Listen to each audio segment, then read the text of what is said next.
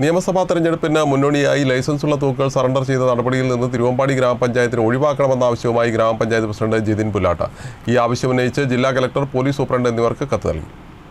കാട്ടുപന്നി ശല്യം അതിരൂക്ഷമായ തിരുവമ്പാടി ഗ്രാമപഞ്ചായത്തിൽ ലൈസൻസുള്ള തോക്കുകൾ പിടിച്ചെടുക്കുന്ന നടപടിയിൽ നിന്ന് ഗ്രാമപഞ്ചായത്തിലെ ഷൂട്ടേഴ്സ് പാനലിൽ ഉൾപ്പെട്ടവരെ ഒഴിവാക്കണമെന്നാവശ്യപ്പെട്ടാണ് പഞ്ചായത്ത് പ്രസിഡന്റ് ജിതിൻ പുല്ലാട്ട് ജില്ലാ കലക്ടർക്കും പോലീസ് സൂപ്രണ്ടിനും പരാതി നൽകിയത്. 38 എംപാനൽ ഷൂട്ടർമാരുടെ ലിസ്റ്റ് സഹിതമാണ് പരാതി നൽകിയത്.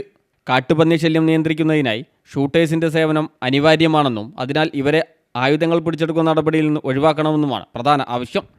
നേരത്തെ പഞ്ചായത്ത് പരിധിയിൽ കാട്ടുപന്നി ശല്യം രൂക്ഷമായ സാഹചര്യത്തിൽ മെഗാ കാട്ടുപന്നി വേട്ടയ്ക്ക് പഞ്ചായത്ത് പദ്ധതി തയ്യാറാക്കിയെങ്കിലും എംപാനൽ ഷൂട്ടർമാരുടെ തോക്കുകൾ സറണ്ടർ ചെയ്യാൻ സർക്കാർ ഉത്തരവ് വന്ന സാഹചര്യത്തിൽ കാട്ടുപന്നി വേട്ട നിർത്തിവെക്കേണ്ടി വന്നതോടെ പ്രതിഷേധം വ്യാപകമായിരുന്നു.